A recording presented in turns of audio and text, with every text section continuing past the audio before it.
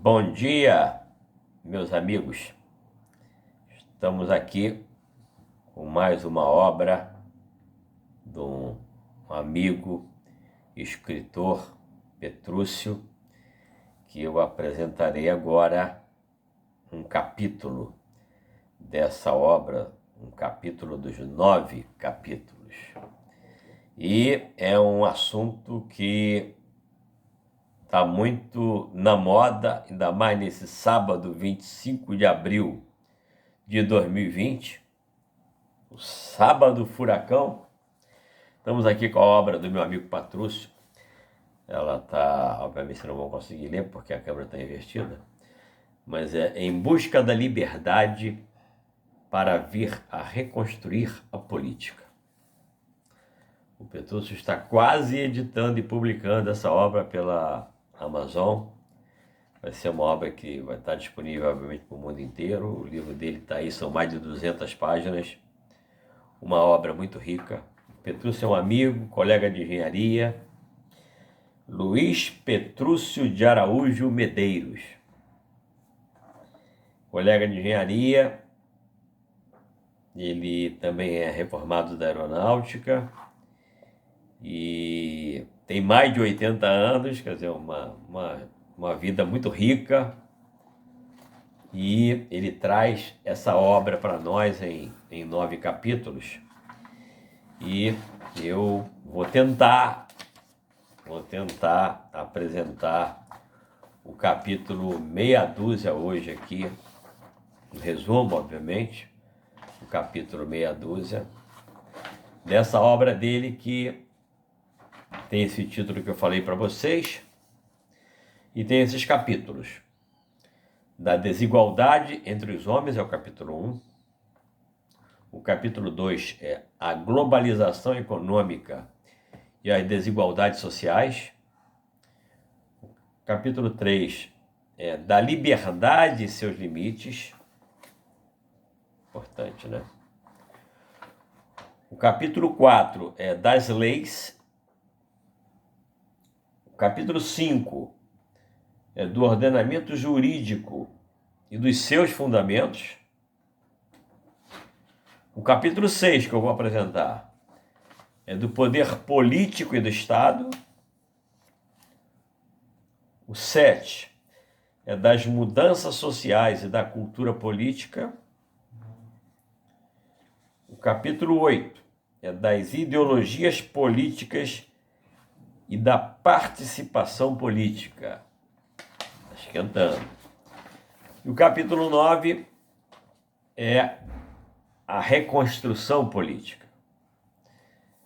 Então, esse é o livro do meu amigo Petrúcio, que eu vou tentar apresentar aqui o capítulo 6, que é o capítulo o qual eu terminei ontem a leitura do livro, e como é o capítulo que está mais fresco na memória, é o que eu vou tentar, então, gravar hoje.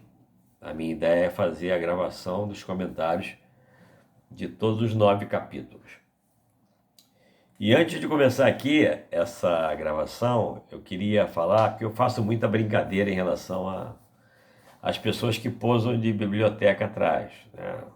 Volta e meia você vê na televisão, um repórter, um comentarista, a maioria deles tem sempre uma biblioteca atrás, aquele fundo da biblioteca, e eu acho aquilo uma coisa meio que forçação de barra, porque é como que para querer demonstrar, através da biblioteca atrás, um saber, uma cultura, e que muitas das vezes aquela biblioteca não traduz, né? Não é o fato de uma pessoa querer, gostar de ler e ter biblioteca que internaliza o saber e que vai saber transmitir isso aí também.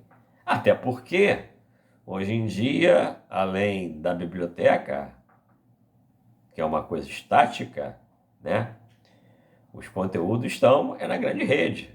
Na Amazon, hoje, o que mais vende é livro digital. E ninguém está vendo aquela biblioteca.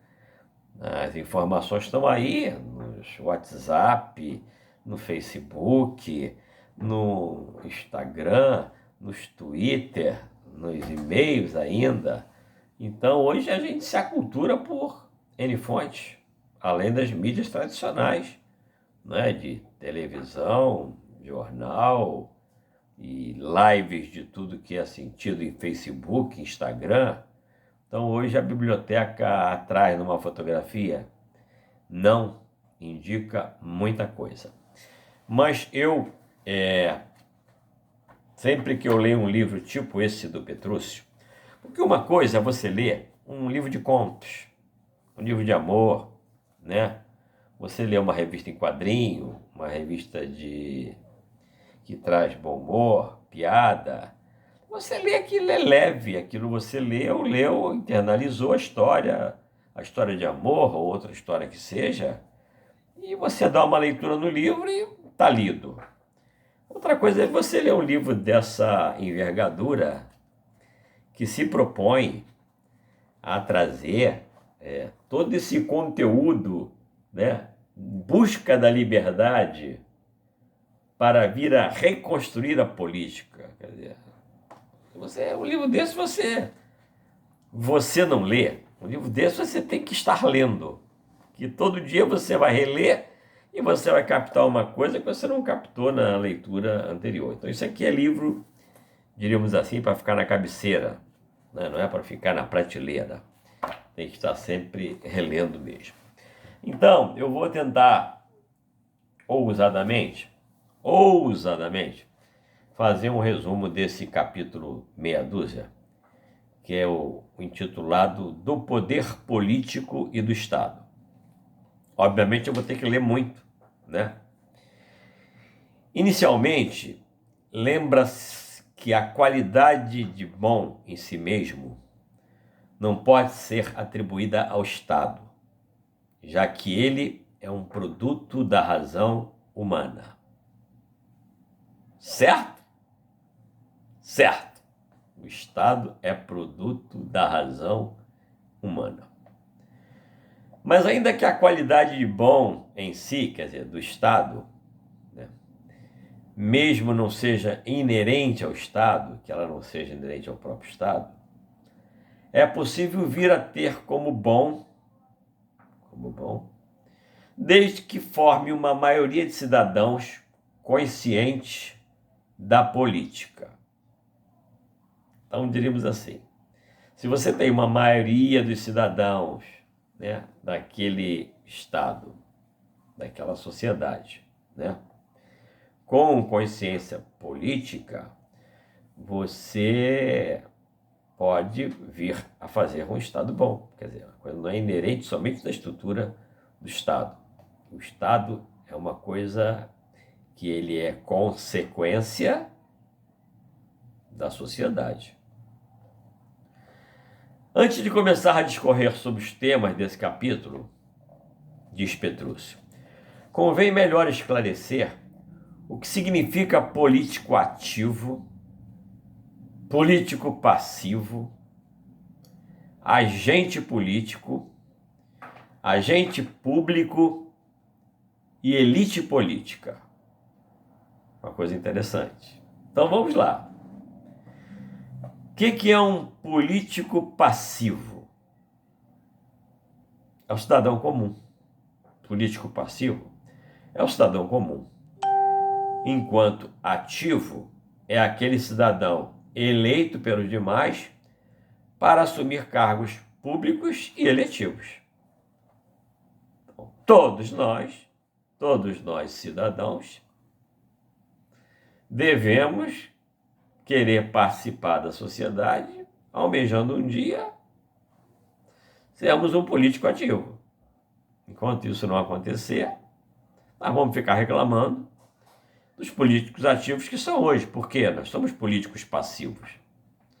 Nós nunca quisemos dar o passo para político ativo. Eu, toda a minha vida, durante 20 anos importantíssimos da minha vida, 64 a 84, de 18 até 38 anos, eu não tinha direito político, eu vivia a ditadura.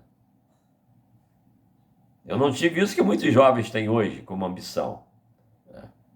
Mas depois dos 38 anos eu poderia ter iniciado uma vida de político ativo. Não iniciei sempre com uma desculpa de que entra na política, só entra porque o meio é sujo. Para você entrar no jogo, você tem que estar corrupto, senão você nem é eleito. É uma desculpa. É uma desculpa que a maioria dos bons, até hoje, sempre a tiveram. E o pior silêncio, daquele ditado, pior silêncio é o dos bons. Passando agora para o caso de como agente político, tem-se políticos ativos e cidadãos, que apesar de não eleitos, são nomeados para ocupar importantes cargos da administração pública, tais como ministro de Estado, secretário de Estado e etc. e tal. Então, aí você tem, no caso, que seriam os agentes políticos, que seriam os políticos ativos, que são aqueles que se candidataram e foram eleitos, né?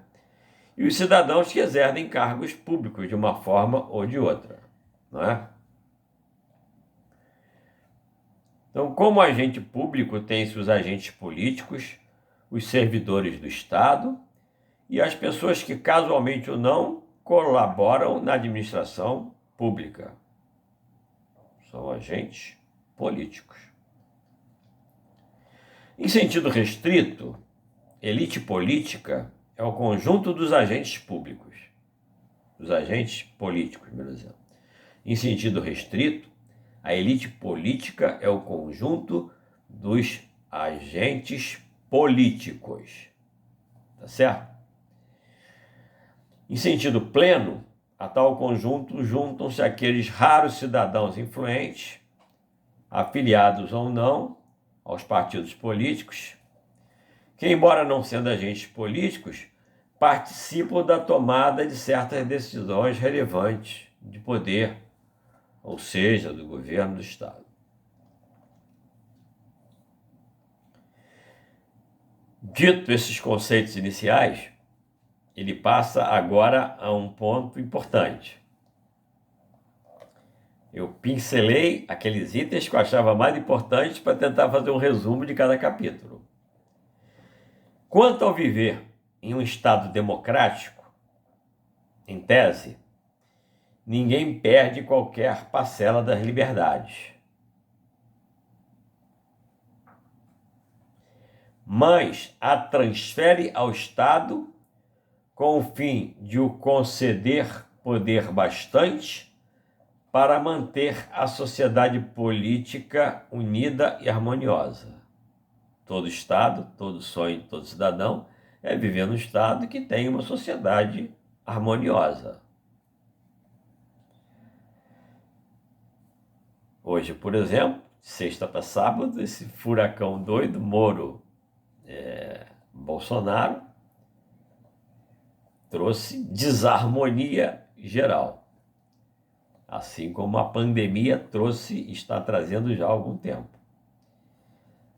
A transferência é feita em favor de todos os cidadãos. Então, a nossa liberdade, a liberdade que nós perdemos, individuais, e vocês vão ver nos capítulos anteriores quando eu falar, isso foi num crescente para que um dia houvesse uma sociedade. E a sociedade, ela é composta com perda de liberdade individuais. E a Constituição define direitos e deveres dos cidadãos. Primeiras pessoas que habitaram o mundo não tinham Constituição, eles podiam fazer o que quisessem, né? Tinham liberdade plena.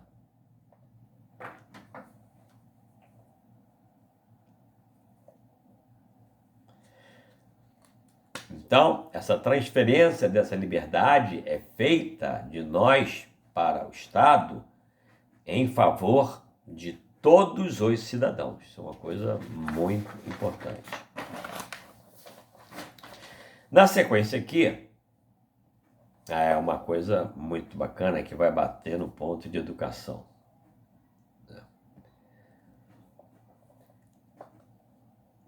Raros são os cidadãos que isso compreendem, o que é a causa para muitos deles sentirem a aversão às coisas que dizem respeito à política. Isso aí toca em todo mundo.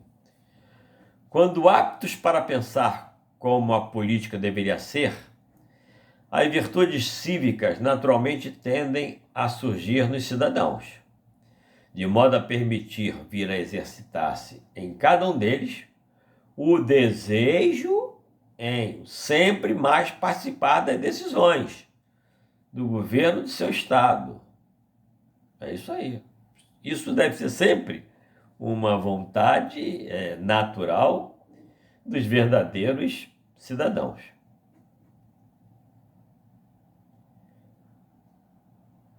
Mesmo que os representantes políticos atuem no poder visando ter o Estado mais em proveito de seus interesses particulares, e não apenas em proveito da realização do bem-estar do todo social, não se deve ver a política como algo impuro. Isso é, abrindo aspas, isso é uma coisa difícil, né?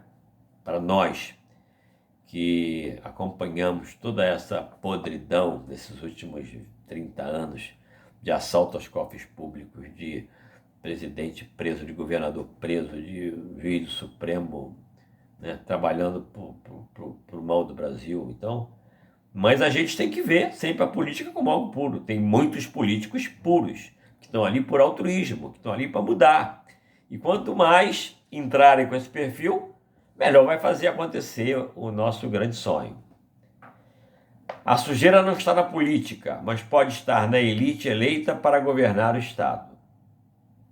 Certo?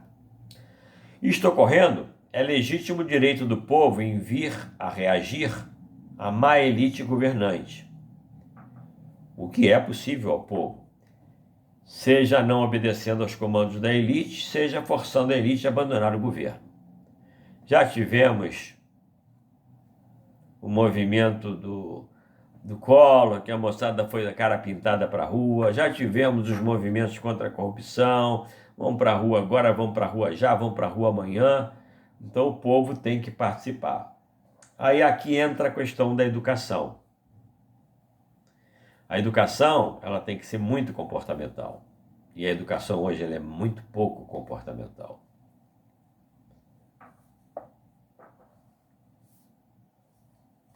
Bom,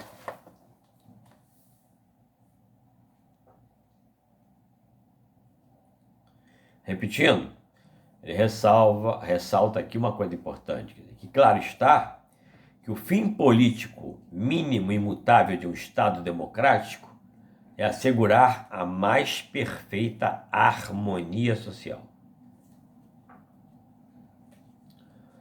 Como comprovam os fatos, o que os maus governantes mais buscam é de ter todo o poder político apenas em suas mãos, de modo a lhes permitirem perenizar-se no poder. Cansamos de ver isso, né? A qualquer custo. Porém, nem sempre se limitando ao simples querer manter-se no poder. Como mostra a realidade política brasileira das últimas décadas, o mau governante quer ter consigo o governo do Estado, não bem pelo governo em si mesmo, mas sim para fazer locupletar-se à custa do erário. É a tal cleptocracia, tão falada.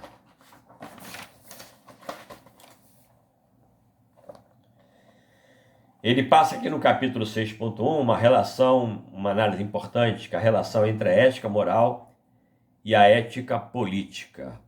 E aí vem aquela pergunta: os fins justificam os meios? Rouba, mas faz. Né? Quantos amigos, né, falam isso, né? E concordam com isso, né? Amigos queridos. É incrível. Em nome da ética, que é a palavra mais perigosa, talvez, do sistema solar, não vou falar que é do planeta Terra, é a tal da ética, que todos gostam de defini-la, mas ninguém consegue. Tem 300 mil e tantas definições, e o mais importante é que, em função disso tudo, ninguém pratica, né? Ninguém não, uma boa parte não pratica, claro. Uma enorme parte pratica, graças a Deus. Referindo-se à política, os debates perduram por séculos, revelando-se mais calorosos após Maquiavel, em O Príncipe, ter permitido a ideia de que os fins justificam os meios. Ah, Maquiavel, foi você, né, danado? No seu livro Príncipe. Quando expôs que, embora os pactos devam ser respeitados, fizeram grandes coisas os príncipes que não lhe deram importância. A ética política refere-se à decência que é a própria própria das ações praticadas pelos agentes políticos em nome do Estado. A ética moral diz respeito ao decoro nas relações intersubjetivas. Decoro que está presente quando as relações atendem aos princípios morais atinentes às virtudes da lealdade, da honestidade, da lisura de caráter e etc. Maquiavel e Marx defenderam a tese de que a ética política e a ética da moral não se confundem, já que as causas e efeitos das relações entre pessoas são diferentes das causas e efeitos referidos às relações que o Estado firma com os cidadãos. Para esclarecer um pouco mais, Kant e Erasmo defenderam a tese de que as ações políticas se sujeitam às mesmas regras morais que regem as ações referidas às relações entre as pessoas, enquanto outros pensadores julgaram que são os fatos políticos que determinam a ética no agir político. Complexo, não? Analisando-se as teses defendidas pelos grandes pensadores da política, Bobbio concluiu que, pela existência de 4 teorias referentes à conexão entre a ética política e a ética moral, ele distinguiu 2 teorias monistas, uma só norma ética para a moral e para a política, e 2 dualistas, a norma moral distinta da norma política.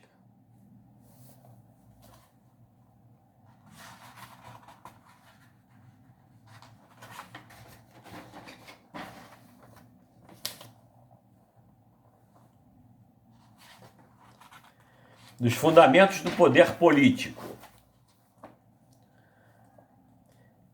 Aí ele vem lá de trás. A vontade divina fundamenta o poder político. Lá atrás, você vai ver nos capítulos anteriores, né? Que as divindades, né? A vontade da divindade fundamentava o poder político. São outros tempos. A legitimação do poder, o poder de fato e de direito. Weber observou que há 3 formas de legitimar a dominação política. A primeira, ele disse estar na tradição, que fundamenta o poder do rei ou do patriarca. A segunda, Weber disse encontrar-se nos extraordinários dons pessoais que um líder carismático para exercer o domínio. Já vimos muitos líderes carismáticos. Grandes experiências. Por fim, Weber divisou o governo em que a autoridade se impõe pela legalidade. Gostamos mais desse, né? O poder fundado, na verdade, na vontade cidadã, concepção ascendente do poder. Numa concepção descendente do poder, a autoridade última é a vontade de Deus. Deus quer, desceu, vai ser assim. Tivemos aí períodos em que a religião, a Inquisição, períodos duros, né? Graças a Deus não o vivemos, nós que aqui estamos hoje. Enquanto é a vontade do povo, quando se referindo à concepção ascendente. Aí a vontade do povo é de baixo para cima. É a partir do voto que você vai eleger lá o seu presidente. Quando se diz que no Estado democrático todo o poder emana do povo, e em seu nome será exercido, diz que o governo desse Estado se funda na vontade do povo. Perfeito! Democracia é o sistema de governo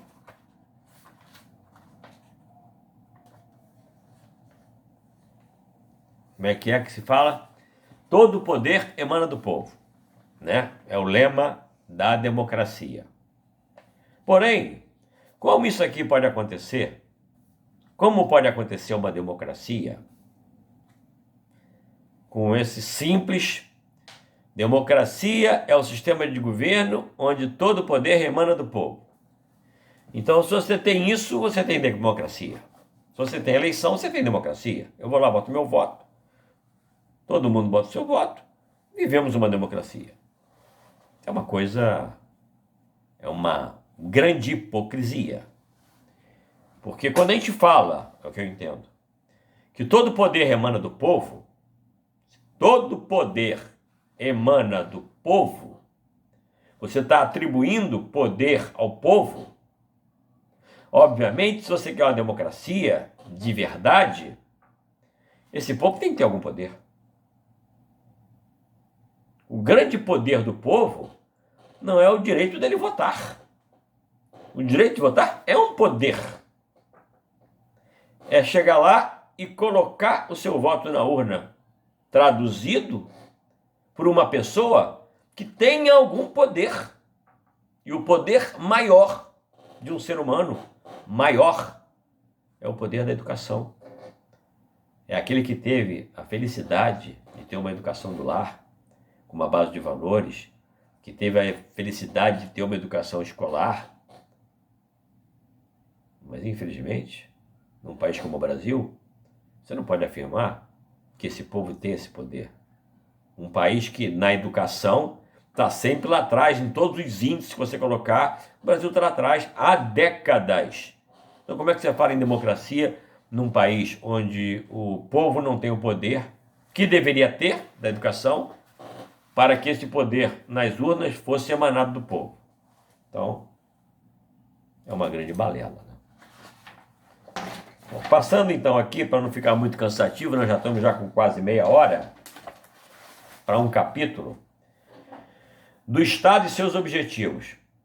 O que é o Estado? O Estado é um ente artificial, imaginado pelos homens, com o fim de vir a ter harmonioso trato diário entre as pessoas que habitam em certo território, âmbito, no qual o Estado é soberano para ordenar como as pessoas devem proceder nas suas relações. Essa é a concepção do Estado. Você fala o Estado brasileiro, você fala o Estado do Rio de Janeiro, você fala em cada pedaço territorial. Dos objetivos do Estado e da necessidade da crítica a esses objetivos. Já se sabe que a convivência pacífica requer que os cidadãos renunciem uma parcela das liberdades naturais em favor do Estado. Isso eles aceitam de bom grado quando, em troca das parcelas que renunciam, recebe do Estado algo de grande valor. Claro, não é? Nós hoje, quando reclamamos que pagamos nossos impostos, imposto de renda, imposto sobre tudo, que é o país que mais se cobra imposto no planeta Terra, quando nós reclamamos disso, é porque nós não estamos tendo do Estado aquilo que a gente deveria ter. Nós não estamos tendo a educação que tínhamos que ter, nós não estamos tendo a saúde que nós tínhamos que ter, né? Nós não estamos tendo o controle da sonegação que o governo tinha que estar fazendo. É um absurdo que se sonega, é um absurdo se rouba por corrupção, é um absurdo que esse país paga de juros da dívida, uma dívida que nunca foi auditada. Isso dá quase 1 trilhão por ano que vai para o ralo. O que nós vamos gastar agora, por causa da pandemia, é o que o Brasil gasta por ano. Assalto por corrupção, sonegação e juro da dívida. Aí você encontra aquele teu amigo que fala assim: ah, mas se não sonegar, a empresa não sobrevive. E fala com a cara de pau da coisa mais tranquila. Meu amigo, tua empresa não sobrevive, fecha a tua empresa.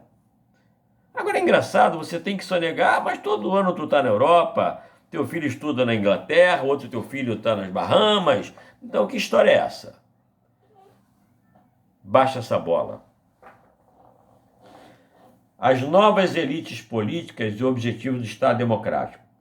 Realmente democrático é só o Estado governado por uma elite que foi eleita por cidadãos conscientes da política e o bastante para não deixar viciar as suas vontades políticas e etc, etc, etc. Acabei de fazer esse comentário, acabei de ler aqui no livro do meu amigo Petrúcio. Fechamos 30 minutos. Tem aqui um conceito de utilitarismo que eu vou passar rápido. Vocês depois, quando lerem o livro, vocês vão se aprofundar nisso aí, né?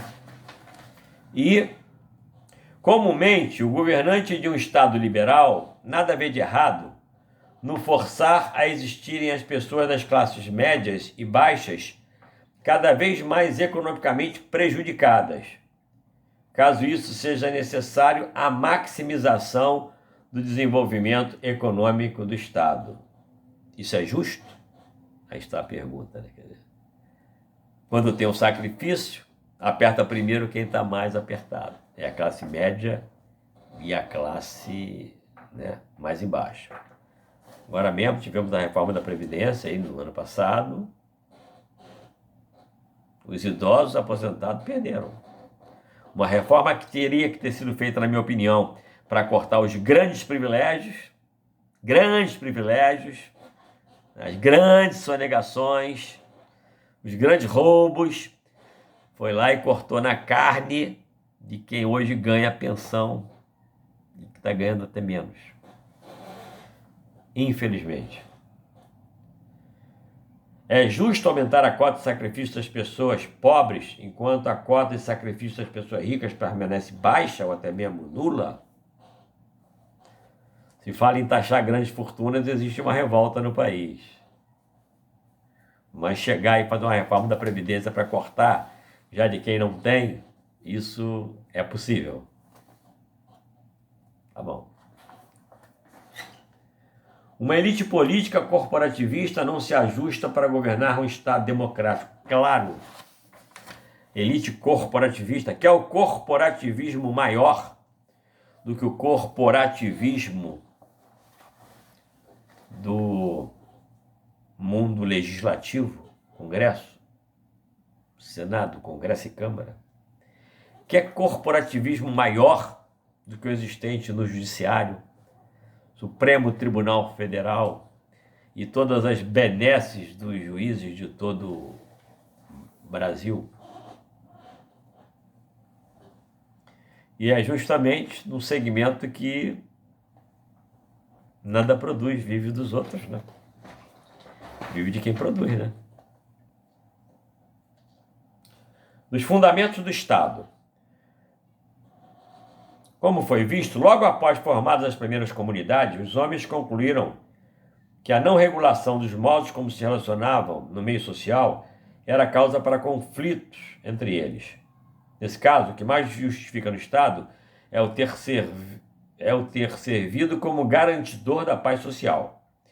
Isto supondo que a forma ideal para reduzir conflitos sociais encontra-se na subordinação da comunidade a uma razão dita administrativa ao governo do Estado. Claro, né? Se não... Conclusão. Políticos são todos cidadãos, distinguindo-se em ativos e passivos. Políticos ativos são cidadãos eleitos como representantes do povo junto ao governo do Estado, enquanto políticos passivos são os demais cidadãos. Aí aqui, para, diríamos assim, dar um fechamento nesse belo capítulo do Petrúcio, que eu tentei fazer um resumo, mas tem muito mais coisa, eu volto a dizer que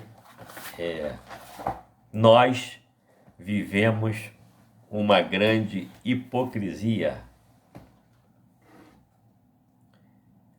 Pelo menos eu, há mais de 73 anos.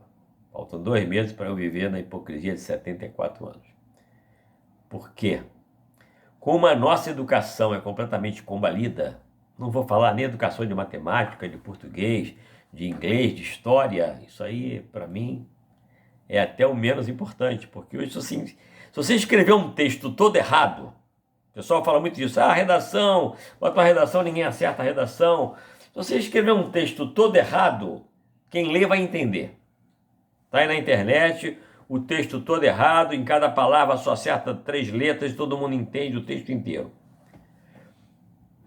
Se você não souber falar inglês, você hoje pega o teu celular e você vai conversar com qualquer pessoa em inglês, em qualquer uma das línguas que existem no planeta Terra. A tecnologia está aí. Se você não souber fazer a raiz quadrada de 528, está aqui na ponta dos teus dedos. Hoje a educação tem que se atualizar. Porque uma coisa era a educação do século passado. Você não tinha máquina de calcular, você não tinha régua de cálculo, você não tinha computador, você não tinha telefone celular na tua mão. Daqui a pouco vai ser o chip implantado aqui. Você vai falar quanto é 2 vezes 2, vai responder que é 4. Gente, a tecnologia está aí. Curso de língua vai acabar. Quem é proprietário de curso de língua vai procurando uma outra profissão, que vai acabar. Tá aí já o equipamentozinho que tu fala, escuta em outro escrito japonês, fala, escuta em coreano, qualquer língua. Então, é a evolução natural dos tempos. O mundo, um dia, terá uma língua só? Claro que não. Você vai continuar falando português, só que o cara vai escutar em coreano, vai escutar em japonês, vai escutar em chinês, vai escutar em hindu. A tecnologia está aí para isso. Você não vai mudar nunca a cultura de base de uma sociedade. Mas a tecnologia faz aquela voz de um indiano acontecer para você em português. Então, isso tudo da educação brasileira, você releva. O que você, melhor, da falta dela ser ruim, dela ser carente e tudo mais. O que não releva é a educação comportamental, é a alfabetização comportamental, que infelizmente ainda não acordaram para essa realidade. Eu estou pregando há anos, há décadas, o livro está aí, Pedagogia da Sustentabilidade, trazendo a alfabetização comportamental, porque nenhuma tecnologia vai um dia fazer com que seja, diríamos assim, desnecessária. Comportamento está na índole, tem que ser educado, tem que ter uma base de valores. Se uma sociedade tem uma base de valores, vai ser uma sociedade de baixa corrupção. Se uma sociedade tem uma educação comportamental que faça com que você receba informações para trabalhar para o bem comum, vai ser uma sociedade com amor, com carinho, com solidariedade, com baixo nível de ódio, inexistência de raiva, inexistência de rancor. Se tiver uma educação voltada para o mundo ecológico, vai ser uma sociedade que vai se alimentar bem, menos doença, vai ser uma sociedade que vai saber trabalhar com o seu ar, com a sua água, com seus animais, né? Com a sua prevenção de acidente, baixo nível de acidente. Estamos falando aí no caso do professor Cruz, da Escola Cidadania. Tem que ter uma sociedade que busque benefícios, que busque uma montanha de benefícios. Tem que ter essa índole de querer melhorar. E essa montanha tem que ser a maior possível, tem que ser sempre repartida por todos. Ninguém pode se acomodar. Eu não vou trabalhar que eu estou com meu boi na sombra. Nada, meu amigo. Você está aqui com uma missão de vida pelo todo. Tem que ser uma sociedade que combata permanentemente o desperdício. Essa educação tem que vir para combater o desperdício. Mas não é só desperdício de fruta, de legumes, de material de construção. É o principal, não é só desperdício de acidentes. Não é só isso, é o principal desperdício da falta de participação das pessoas no processo. Eu acabei de falar um capítulo um trecho do capítulo que o Petrus tão bem explicou. Como você quer uma democracia se o povo não tem conteúdo para participar? Que poder tem esse povo? Então, é a questão da participação. Tem que ter educação, essa educação tem que ser comportamental. Tem que ter meta, tem que ter controle, tem que atender objetivos. Tem que trabalhar para um fim, para um objetivo. Esse objetivo tem que ser para o bem comum. Todos os países, o mundo inteiro. E, na realidade, aí você compõe um comportamento. É essa alfabetização comportamental que eu acho que está faltando na nossa educação, sempre faltou. Perdemos agora uma grande oportunidade, né? Bateu uma pandemia, todas as crianças em casa, a família inteira em casa, e o governo não aproveita uma oportunidade dessa de interditar 2 horas por dia dos canais de TV abertos, entrava no Supremo com uma solicitação ou pagava esses canais 2 horas por dia para dar educação comportamental. Como é que você se comporta numa hora de uma pandemia? Como você tem que lavar as mãos? Como é que você tem que usar máscara? Como você tem que não se juntar, né? Como você tem que se alimentar para ter uma imunidade melhor, né? Se nós tivéssemos um povo assim, com certeza podia ter adotado um outro sistema para encarar esse momento tão difícil. Mas, infelizmente, voltando ao tema do livro do meu amigo Petrúcio, essa liberdade para reconstruir a política, ela, para acontecer, o capítulo 6 falou bem nisso, tem que ter o povo no poder. E o povo no poder só vai existir de verdade quando nós tivermos uma educação muito diferente da que nós temos hoje. Meu amigo Petrúcio, muito obrigado pela oportunidade de eu estar aqui com esse teu livro maravilhoso. É um livro meu de cabeceira. Estou lendo, estou relendo. Eu sei que você está atualizando aí a nova edição para nós publicarmos na Amazon. Vai ser um sucesso. E muito obrigado pela oportunidade de estar fazendo essa apresentação. Só faltam 8 capítulos. O capítulo 6 já foi para o ar. Vou subir agora no YouTube e vou distribuir para os amigos. E vamos aguardar os comentários. Tchau, obrigado, um abraço para todos.